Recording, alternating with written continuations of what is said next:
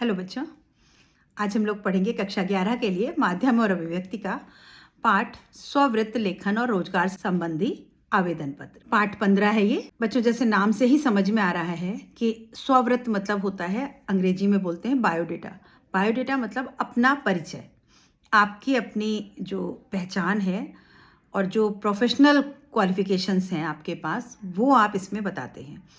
और साथ ही साथ रोजगार संबंधी आवेदन पत्र, मतलब जब हम रोजगार के लिए अप्लाई करते हैं, कोई जॉब के लिए अप्लाई करते हैं, तो एक एप्लीकेशन फॉर्म हमें देना है, एक एप्लीकेशन देनी पड़ती है, आवेदन, कि हमको इस पोस्ट के लिए मैं अप्लाई करना चाहता हूँ, तो वो आवेदन पत्र। तो कोई भी जब हम पोस्ट के लिए अप्लाई करते हैं तो एक तो आप अपना बायोडेटा रखते हैं और साथ ही साथ एक ऊपर एक एप्लीकेशन लेटर होता है और नीचे अपना बायोडेटा संलग्न करते हैं, उसके साथ अटैच कर देते हैं, तब हम किसी जॉब के लिए अप्लाई करते हैं। तो यहाँ हम वही पढ़ेंगे कि स्ववृत्त लेखन होता क्या है, कैसे लिखा जाता है, किन बातों को ध्यान में रखना पड़ता है, और आवेदन पत्र क्या होता है, उसमें क्या क्या लिखना चाहिए।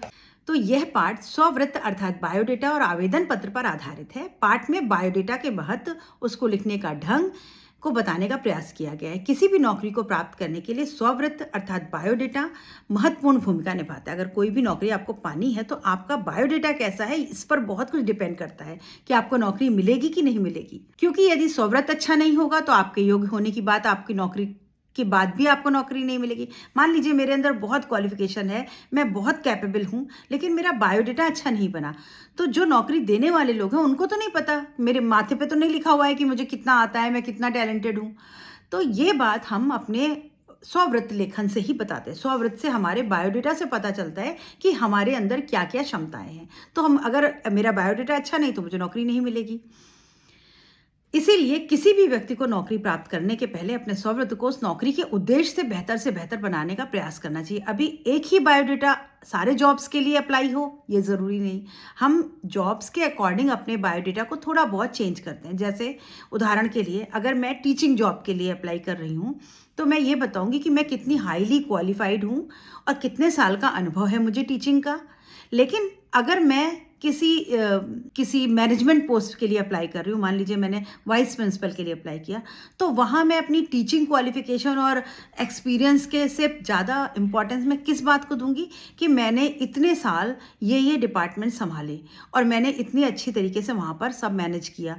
क्यों? क्योंकि मुझे जॉब मैनेजमेंट में चाहिए, मुझे अब टीचिंग नहीं करनी है। तो टीचिंग का अनुभव भी बताऊंगी, लेकिन खास तौर से वो क्वालिटीज़ बताऊंगी कि मेरे अंदर लीडरशिप क्वालिटी है, मैं स्पीकिंग अच्छी, मैं बोल अच्छा सकती हूँ, मेरे पास 3-4 भाषाओं का ज्ञान है।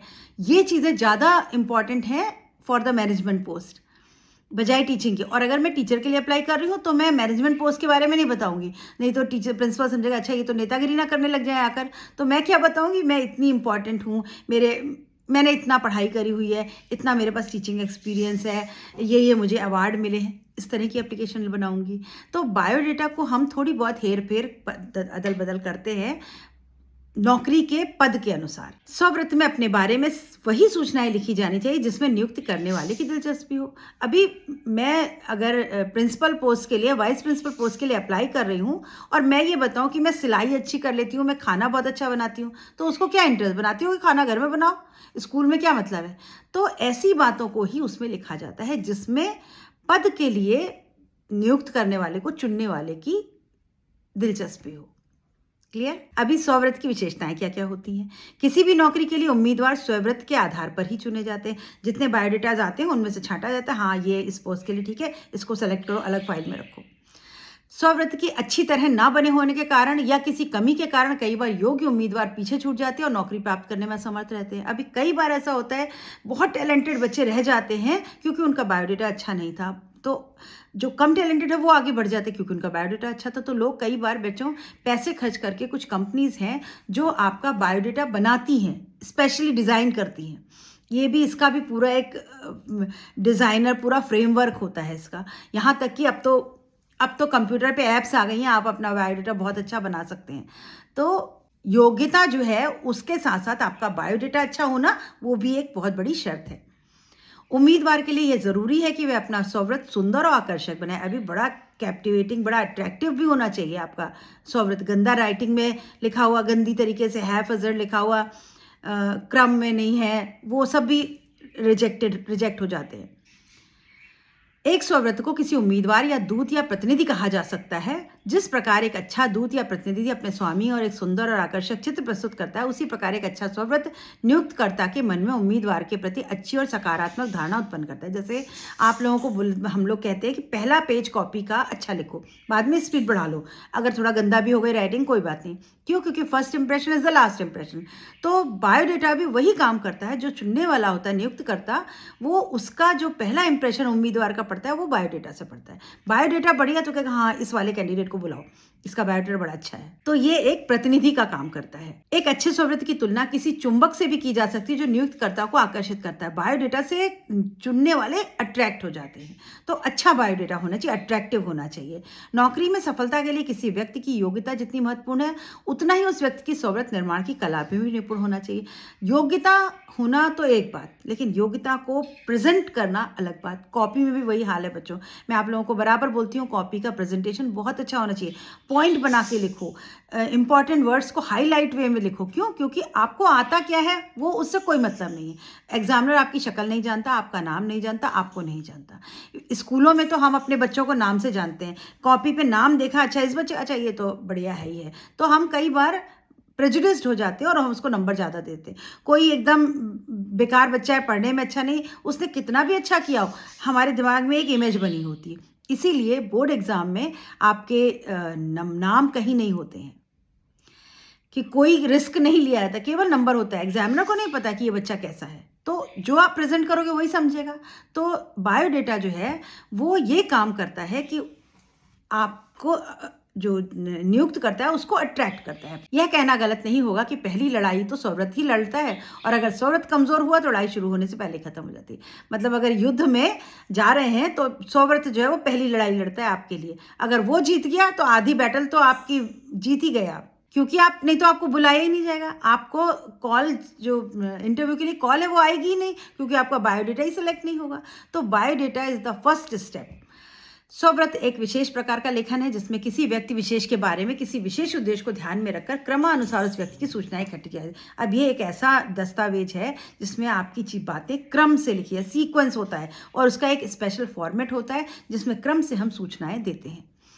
स्वव्रत में ईमानदारी होनी चाहिए, ये इसकी खास बात है। आप जो कुछ लिखें ऑनेस्टली लिखें। ऐसा नहीं कि लिख दिया मुझे ये आता है वो आता है वो आता है, जब इंटरव्यू में गए तो कुछ नहीं आता, तो फिर वही बेकार बात। तो इसलिए स्वव्रत में ईमानदारी से लिखा जाता है।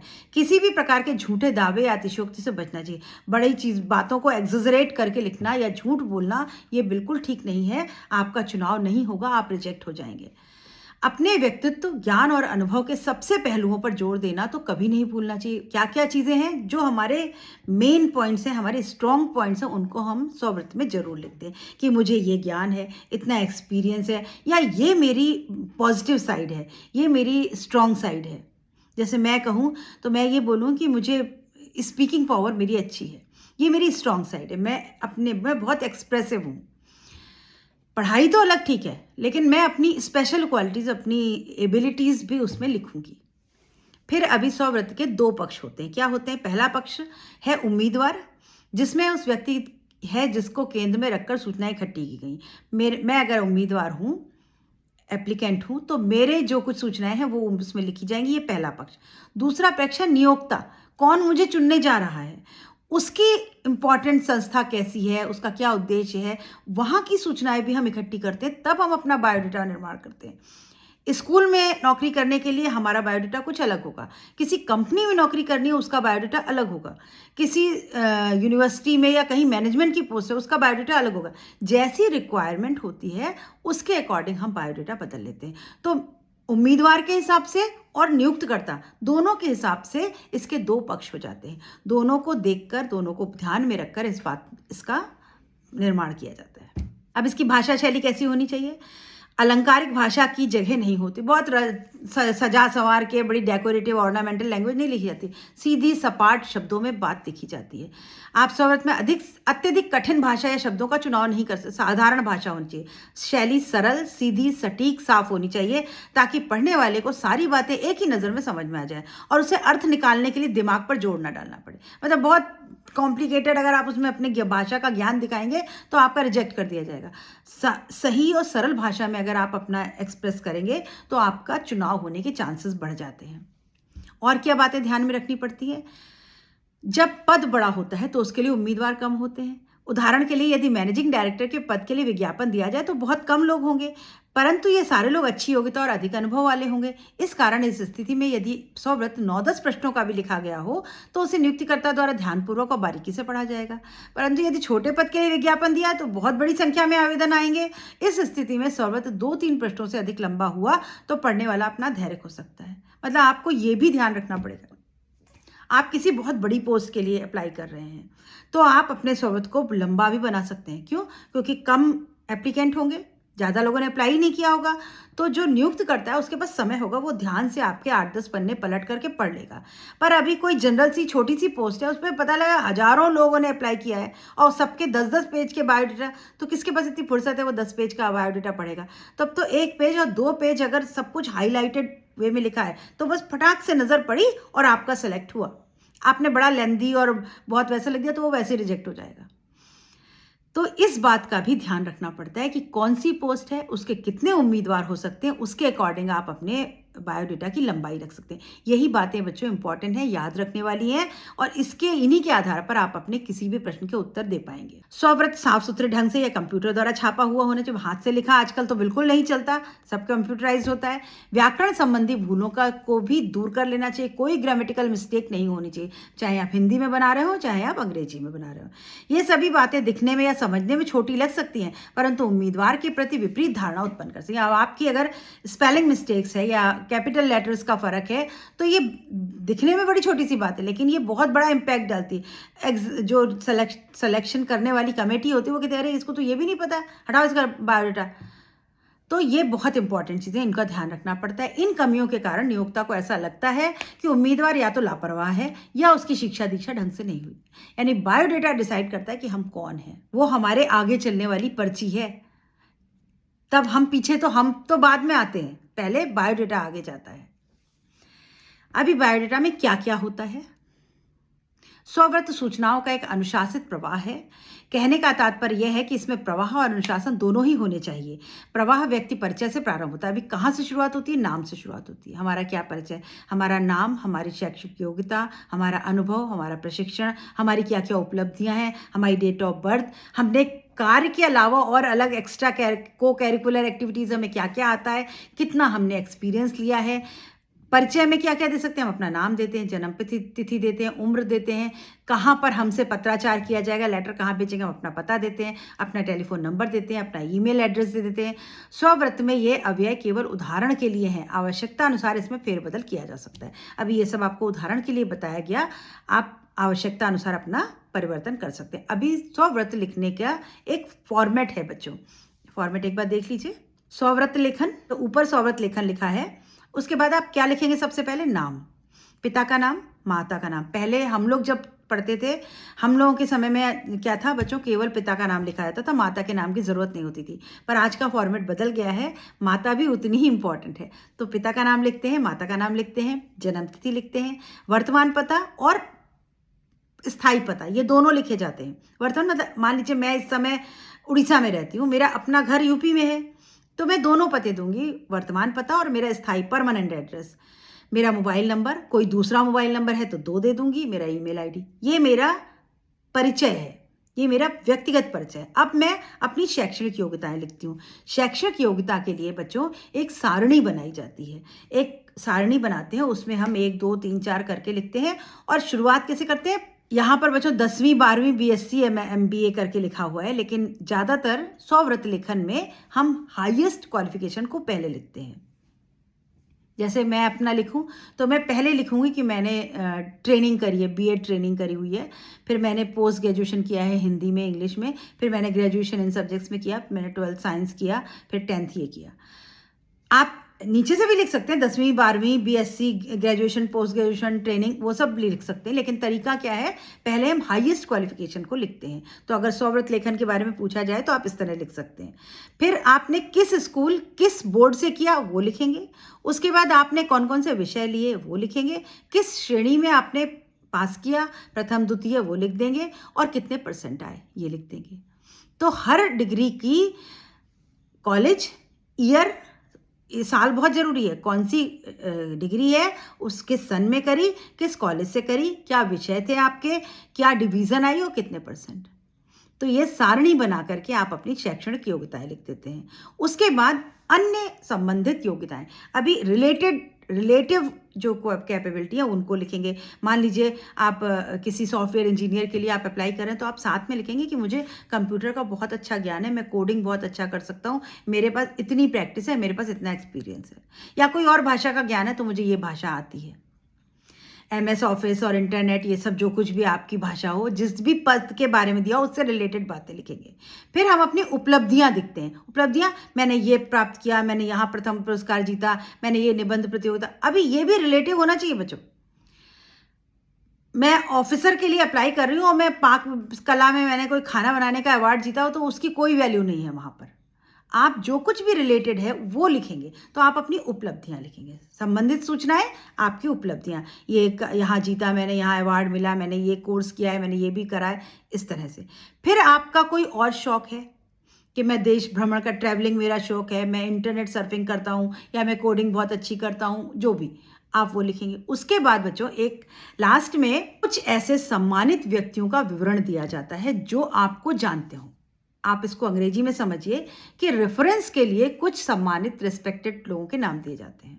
जैसे आप इंजीनियर के लिए अप्लाई करना चाहते हैं और आप अपने प्रिंसिपल का नाम, आपने जहाँ से इंजीनियरिंग पढ़ी है वहाँ के प्रिंसिपल का नाम दे दिया, या आप अपने वार्डन का नाम दे सकते हैं, या कोई आपके प्रोफेसर रहे हों जो आपको बहुत अच्छी तरह जानते हैं, आप उनका नाम दे सकते हैं। ये इसलिए दिया जाता है कि वो लोग चाहें, जो नियुक्त करने वाले लोग हैं, वो चाहें तो उनसे कॉल करके आपके बारे में अता पता की कि क्या आपने ऐसे एक लड़के को पढ़ा है, कैसा है वो, अच्छा वो अच्छा है, वो बोलेंगे नहीं बड़ा, अरे बहुत इंटेलिजेंट लड़का है, तो वो आपको फट से सेलेक्ट कर लेंगे। तो यहाँ पर कुछ सम्मानित व्यक्तियों के नाम दिए जाते हैं, जिसमें से आप 1 या 2 इतने नाम लिख सकते हैं। उसके बाद आप साइन करेंगे और डेट डाल देंगे। ये होता है स्वव्रत लेखन। अभी नौकरी के लिए केवल स्वव्रत देने के काम से काम नहीं चलता, स्वव्रत के साथ साथ एक आवेदन पत्र भी लिखना होता है। इस आवेदन पत्र के साथ हम स्वव्रत को लगाते हैं और नियोक्ता को उसके विचार के लिए भेज देते हैं। हम एक बायोडेटा अपना एक लेटर के साथ अटैच करते हैं और वो आवेदन पत्र एप्लीकेशन होती है, साथ में हमारा बायोडेटा अटैच कर देते हैं पीछे और फिर भेज देते हैं। तो वो पहले एप्लीकेशन पढ़ते हैं, फिर हमारा बायोडेटा देखते हैं, फिर हमको सेलेक्ट या रिजेक्ट करते हैं। तो आवेदन पत्र में क्या लिखते हैं हम, जैसे आप ऑफिशियल लेटर लिखते हैं लगभग वैसा ही आवेदन पत्र होता है। अब इसमें आपको जिस पद के लिए आप आवेदन कर रहे हैं उस पद का नाम, वो कौन से विज्ञापन से आपने देखा, उस विज्ञापन का पता, उस विज्ञापन की संख्या, ये लिखना आवश्यक होता है। बस इसमें खास बात ये है, देखिए सेवा में जहाँ का भी है उनका नाम लिखा, मानव संसाधन विभाग, इंडिया केमिकल्स लिमिटेड, उनका एड्रेस लिख दिया। फिर आप विषय लिखेंगे, मार्केटिंग एग्जीक्यूटिव पद के लिए आवेदन, जिस पद के लिए दे रहे हैं उस पद के लिए आवेदन, ये विषय है। फिर आप लिखेंगे महोदय, संबोधन, और शुरू करेंगे आज दिनांक 16 अप्रैल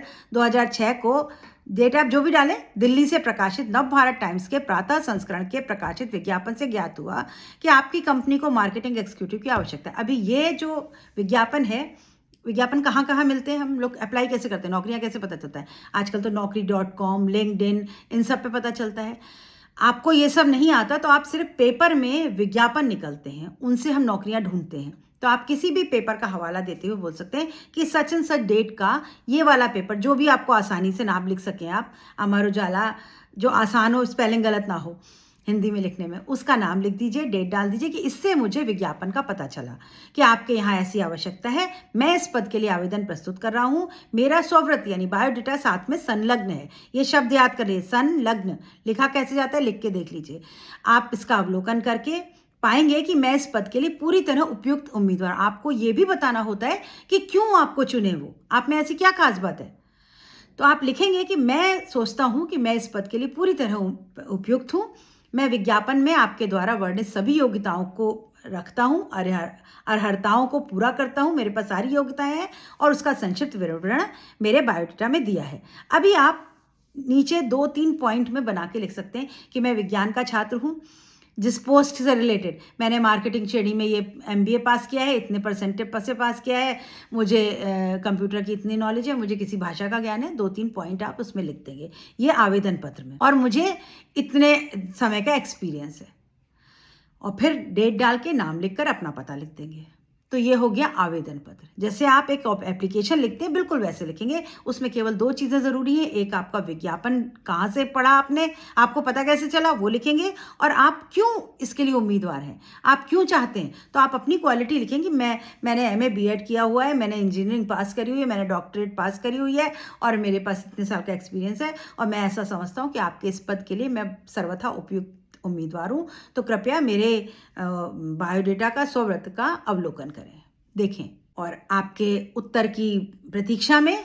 धन्यवाद प्रार्थी, और आपका नाम और डेट। बहुत आसान है। अब जो आवेदन पत्र लिखते हैं उसमें एक आध लाइनें बच्चों, बड़ी अच्छी सी लाइनें हैं जो लिख देने से बायोडेटा बहुत, वो आवेदन पत्र बहुत है कि मैं आपको पूरा विश्वास दिलाता हूँ कि मैं इस पद पर पूरी तल्लीनता से काम करूंगा, आपको कभी किसी शिकायत का मौका नहीं दूंगा, मुझे मार्केटिंग एग्जीक्यूटिव के पद पर नियुक्त करें, सधन्यवाद, भवदीय, नाम, डेट।